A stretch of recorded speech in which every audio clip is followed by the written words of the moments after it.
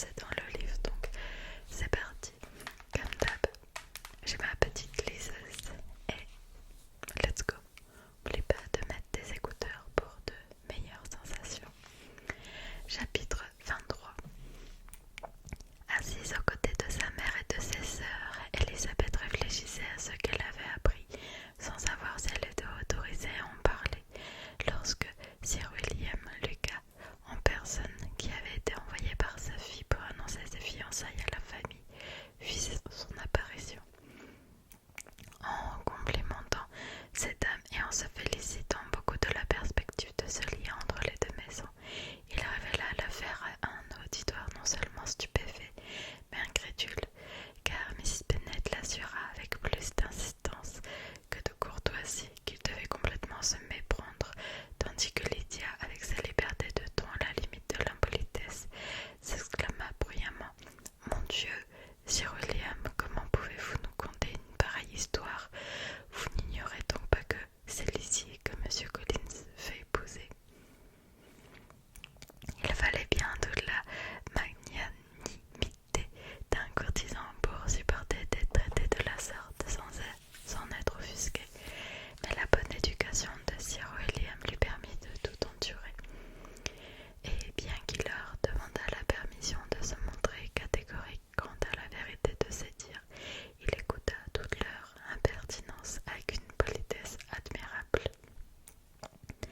Elisabeth, sentant qu'il lui revenait de le tirer d'une situation aussi déplaisante, prit la parole pour confirmer ses propos en évoquant ce que Charlotte elle-même lui avait précédemment expliqué, et elle s'efforça de mettre fin aux exclamations de sa mère et de ses sœurs en félicitant sincèrement Sir William, en cela rapidement secondé par Jane et en formulant de nombreuses observations sur le bonheur qui pourrait résulter de cette union, sur les excellentes qualités de M. Collins et sur la proximité commode entre Hunsford et Londres. Miss Bennet était trop accablée pour se montrer déserte pendant la visite de Sir William, mais dès qu'il les eut quittés, elle donna libre cours à son émotion. D'abord, elle persista à ne pas croire à cette histoire. Ensuite, elle était tout à fait sûre que l'on avait berné M. Collins. Elle était également persuadée qu'ils ne seraient jamais heureux ensemble. Sa dernière et quatrième certitude était que cette promesse de mariage pouvait être rompue. De tout cela, elle déduisait deux choses. La première, que c'était Elisabeth la véritable cause de tous ces maux. La seconde, qu'elle-même avait été traitée de la pire façon qui fut par tout le monde. Et ce fut sur ces deux points qu'elle s'attarda principalement pendant le restant de la journée. Rien ne pouvait la consoler, rien ne pouvait la calmer. Une journée entière ne suffit pas à apaiser son ressentiment. Il lui fallut une semaine pour voir Elisabeth sans lui faire des reproches, un mois avant de pouvoir adresser la parole à Sir William ou à Lady Lucas sans se montrer impoli, et de nombreux mois avant de commencer à pardonner à sa fille. M. Bennet réagit avec plus de flegme et déclara que toute cette affaire l'avait mis dans les dispositions les plus agréables. Cela l'amusait, disait-il, de découvrir que Charlotte Lucas, qu'il avait toujours cru plutôt sensée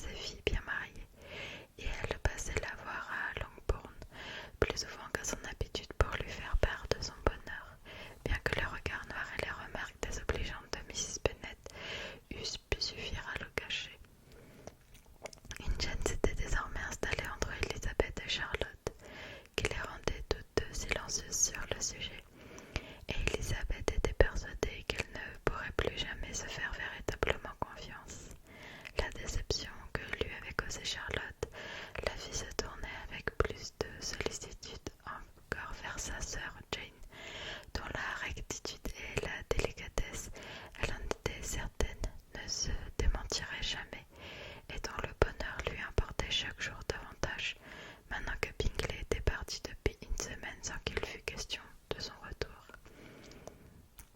Jane, qui avait très vite répondu à Caroline, comptait les jours avant de pouvoir raisonnablement espérer avoir d'autres nouvelles. La lettre de remerciement promise par M. Collins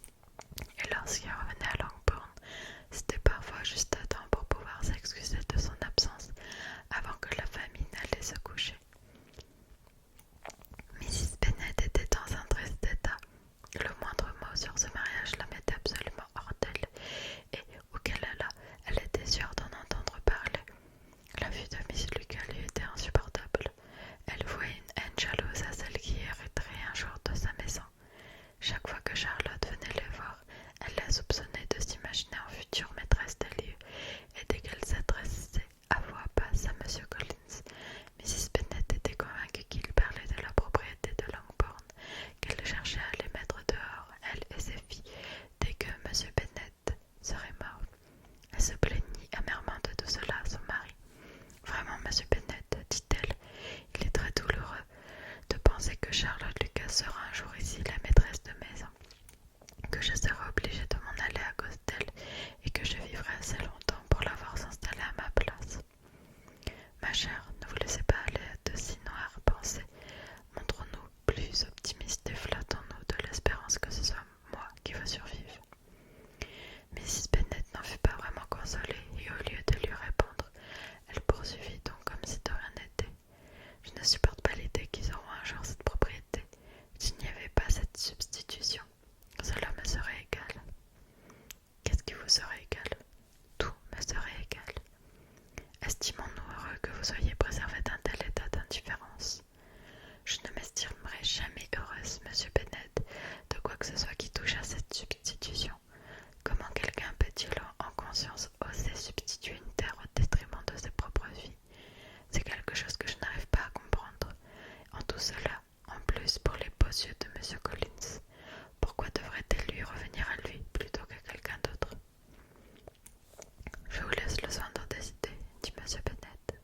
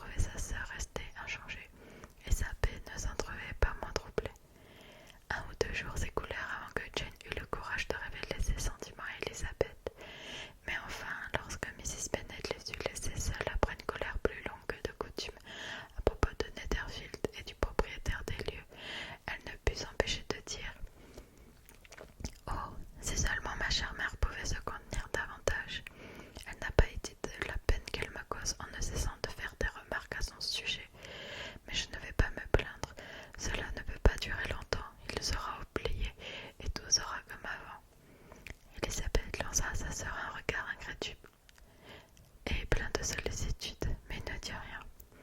Tu doutes de ce que je viens de dire, s'écria Jane en rougissant légèrement. Mais tu as tort, je t'assure. Il restera peut-être dans mon souvenir l'homme le plus aimable que j'ai connu. Voilà tout. Je n'ai rien à craindre ni à espérer. Je ne peux rien lui reprocher. Dieu merci. Je n'ai pas ce chagrin-là, encore un peu de temps. Donc je m'efforcerai certainement de faire contre mauvaise fortune bon cœur. D'une voix un peu plus forte, elle ajouta bientôt. Ce qui t'aurait déjà me console, c'est que dans tout cela, c'est moi qui me serais fait des illusions et que personne d'autre que moi n'aura eu à en souffrir. Ma chère Jane, s'exclama Elisabeth, tu es trop bonne. Ta douceur et ton désintéressement font de toi un ange. Je ne sais vraiment pas quoi te dire. Il me semble que je ne t'ai jamais rendu justice ni aimé comme tu le mérites. Miss Bennet s'empressa de nier qu'elle pût avoir le moindre mérite et renvoya le compliment à sa sœur dont elle doit la si chaleureuse affection. Ah non, reprit Elisabeth, ce n'est pas juste. Tu aimes à croire que tout le monde est respectable et tu es blessée si je dis du mal de quiconque. Moi je veux juste croire que tu es parfaite et voilà que tu t'y opposes. Tu ne dois pas avoir peur que j'exagère ni que je te vole le privilège de ta bienveillance universelle. C'est inutile. Il y a peu de gens que j'aime réellement et encore moins dont je pense du bien. Plus je vois le monde, plus il me déçoit et chaque jour confirme ce que je pense de l'inconséquence du genre humain et du peu de confiance qu'il faut accorder à ce qui ressemble à du mérite et à du bon sens. J'en ai eu récemment deux exemples, l'un que je ne mentionnerai pas, l'autre qui est le mariage de Charlotte. Il est incompréhensible à tout point de vue. Ma chère Lizzie, ne te laisse pas aller à de tels sentiments, ils détruiront ton bonheur. Tu ne tiens pas assez compte des différences de situation et de caractère. Prends en considération la respectabilité de M. Collins et le caractère prudent et mesuré de Charlotte.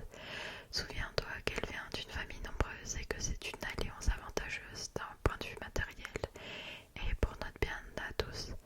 Efforce-toi de croire qu'il est possible qu'elle éprouve quelque chose comme du respect et de l'estime pour notre cousin.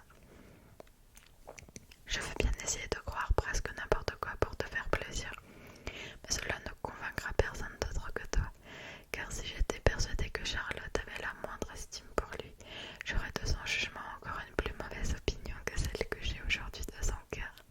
Ma chère Jane, M. Collins est un homme vaniteux, pontifiant, borné et bête. Tu le sais aussi bien que moi, et tu dois sentir aussi bien que moi que la femme qui l'épouse ne peut pas avoir les idées en place. Tu ne devrais pas prendre sa défense, même s'il s'agit de Charlotte Lucas. Pour ton propre bien, tu ne devrais pas changer le sens des mots principe et intégrité, ni essayer de me persuader ou de te convaincre toi-même que l'égoïsme est synonyme de prudence, ni que la conscience du danger est un gage de bonheur. Je trouve vraiment que tu parles en termes excessifs, rétorqua Jane, et j'espère que tu en conviendras quand tu les verras heureux ensemble. Assez parlé de cela, tu faisais allusion à autre chose. Tu parlais de deux exemples. Je comprends bien à qui tu penses, mais je te conjure, chère Lizzie, de ne pas me faire de peine en pensant que c'est cette personne-là qui a blâmé et en disant qu'elle a baissé dans ton estime. Il ne faut pas s'imaginer trop vite qu'on a été trompé de façon délibérée. Il ne faut pas attendre d'un jeune homme plein de vie qu'il soit toujours prudent et ce n'est le plus souvent que notre vanité qui nous induit en erreur. Les femmes font beaucoup trop de cas de l'admiration et les hommes y veillent. S'ils le font à dessein, on ne saurait les justifier, mais je ne pense pas qu'il y ait dans le monde autant de calculs que certains ne l'imaginent. Je suis là à t'imputer tout parti de la conduite de M. Bingley à un calcul, dit Elisabeth, mais sans vouloir nuire à quiconque ou rendre les autres malheureux. Il est possible de commettre des erreurs et de faire s'ouvrir la désinvolture, le manque d'attention aux sentiments d'autrui et le manque de résolution suffisent. Est-ce que selon toi la situation est imputable à l'une de ces faiblesses? Oui, à la dernière, mais je ne vais pas continuer pour éviter de te déplaire en disant